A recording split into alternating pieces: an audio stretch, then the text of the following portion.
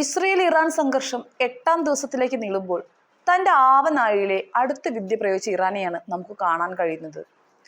തൊടുക്കുമ്പോൾ ഒന്നും പതിക്കുമ്പോൾ നൂറുമാവുന്ന ക്ലസ്റ്റർ ബോംബുകളാണ് ഇത്തവണ ഇറാൻ പ്രയോഗിച്ചിട്ടുള്ളത്. ഇതാദ്യമായിട്ടാണ് സംഘർഷത്തിൽ ഇറാൻ ബോംബ് പ്രയോഗിക്കുന്നത്. അതുകൊണ്ട് തന്നെ യുദ്ധത്തിന്റെ മൊത്തത്തിലുള്ള രീതി തന്നെ ഇതിലൂടെ മാറുമെന്ന കാര്യം തീർച്ചയാണ്.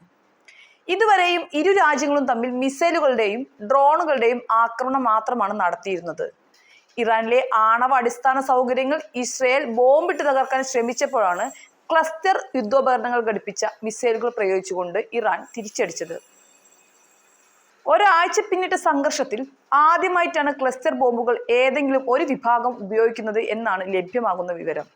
അതേസമയം ആളുകൾ കൂടുതൽ തിങ്ങിപ്പാർക്കുന്ന മേഖലകളിലേക്കാണ് ഇറാൻ ഇത്തരം ബോംബുകൾ അയച്ചതെന്നാണ് ഇസ്രയേൽ ആരോപിക്കുന്നത്.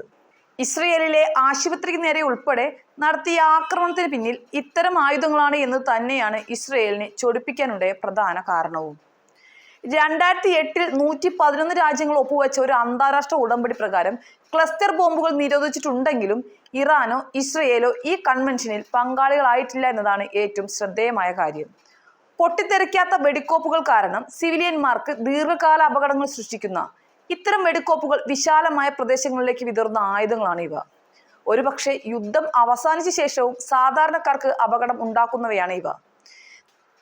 നേരത്തെ വിപുലമായ ചർച്ചകൾക്ക് ശേഷം 2023 US റഷ്യൻ അധിനിവേശ സേനയ്ക്കെതിരെ ഉപയോഗിക്കുന്നതിനായി യുക്രൈന് ക്ലസ്റ്റർ യുദ്ധോപകരണങ്ങൾ നൽകിയിരുന്നു.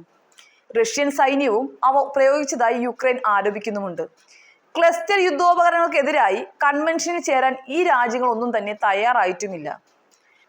ടെഹ്റാന്റെ ഹൃദയഭാഗത്ത് ഇന്നലെ രാത്രി നിരവധി ആക്രമണങ്ങൾ പൂർത്തിയാക്കിയതായും മിസൈൽ നിർമ്മാണത്തിനുള്ള സൈനിക വ്യവസായ സ്ഥലങ്ങളും ആണവായുധ ഗവേഷണ വികസനത്തിനായിട്ടുള്ള സെബാൻഡിലെ ആസ്ഥാനവും ഉൾപ്പെടെ ഡസൻ കണക്കിന് ലക്ഷ്യങ്ങളിൽ ആക്രമണം നടത്തിയതായും IDF അറിയിച്ചിട്ടുണ്ട്.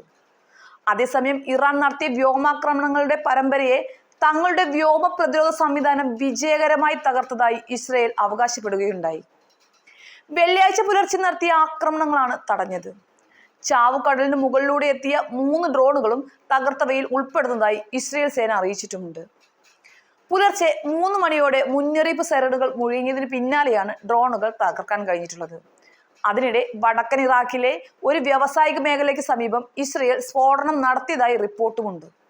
പ്രദേശത്ത് നിന്നും ആളുകളോട് ഒഴിഞ്ഞു പോകാൻ നിർദ്ദേശം നൽകിയതിന് പിന്നാലെയാണ് ആക്രമണം നടന്നത്.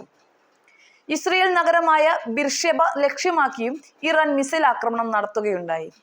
നഗരത്തിലെ കെട്ടിടത്തിലേക്ക് മിസൈൽ പതിച്ച് ഒട്ടേറെ വീടുകൾക്കും വാഹനങ്ങൾക്കും നാശനഷ്ടം സംഭവിച്ചിട്ടുണ്ട്. ബിർഷെബയിലെ മൈക്രോസോഫ്റ്റ് കെട്ടിടത്തിനടുത്ത് നിന്ന് തീ ഉയരുന്നതിന്റെ ദൃശ്യങ്ങൾ പ്രചരിക്കുന്നുമുണ്ട്. മാത്രമല്ല ദക്ഷിണ ഇസ്രയേലിൽ ഇറാൻ നടത്തിയ ആക്രമണത്തിൽ കുറച്ചു പേർക്ക് പരിക്കേറ്റിട്ടുമുണ്ട്. യുദ്ധം മുറുകുമ്പോൾ ഇരു രാജ്യങ്ങളിലെയും ആളുകളെ പോലെ തന്നെ ലോകം മുഴുവൻ ഈ ആശങ്ക പടരുന്നുണ്ട്.